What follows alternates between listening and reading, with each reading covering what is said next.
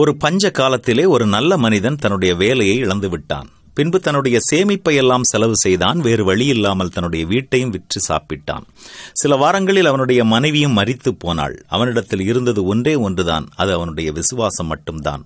அதுவும் மிகவும் பலவீனம் அடைந்து விட்டது. ஒரு நாள் அவன் வேலை தேடி அலையும் போது ஒரு ஆலய கட்டுமான பணி நடைபெற்றுக் கொண்டிருப்பதைக் கண்டான். அங்கே ஒருவன் ஒரு முக்கோணமான கல்லை செதுக்கிக் கொண்டிருந்தான்.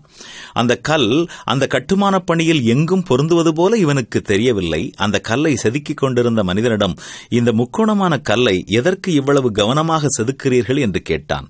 அதற்கு அவர், இந்த கல்தான் கட்டிடத்தின் உச்சியில் முக்கியமான இடத்தில் வைக்கப்பட இருக்கிறது, அதற்காக கீழே செதுக்கப்படுகிறது என்று கூறினான்.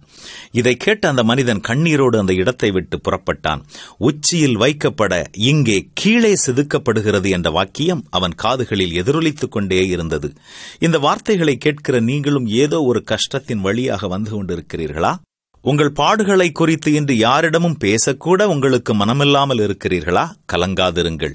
தேவனிடத்தில் அன்பு கூறுகிறவர்களுக்கு சகலமும் நன்மைக்கு ஏதுவாக நடக்கிறது என்பதை நினைத்துக் கொள்ளுங்கள். உங்கள் மேல் விழும் ஒவ்வொரு சுத்தியல் அடியும் உளியின் செதுக்குதலும் உங்களுக்கு வேதனை தரலாம். விசுவாசம் உள்ளவர்களாக இருங்கள். இந்த பாடுகள் கொஞ்ச காலம் மட்டுமே என்பதை நினைத்துக் கொள்ளுங்கள். சில வேளைகளில் அதிக வேதனை தரும் அடிதான் மிக அதிகமான மன வலிமையை கொடுக்கும். உன்னதமான ஒரு இடத்தில் உங்களை வைக்க கர்த்தர் உங்களை வடிவமைக்கிறார் என்பதை விசுவாசித்து ஜெபத்துடன் காத்திருங்கள். உங்கள் துக்கம் சந்தோஷமாக மாறும். வேதனையின் மத்தியில் உங்கள் ஆத்துமாவை பலப்படுத்தும்படியாக தொடர்ந்து ஜெபியுங்கள். ஜெபிப்போமா?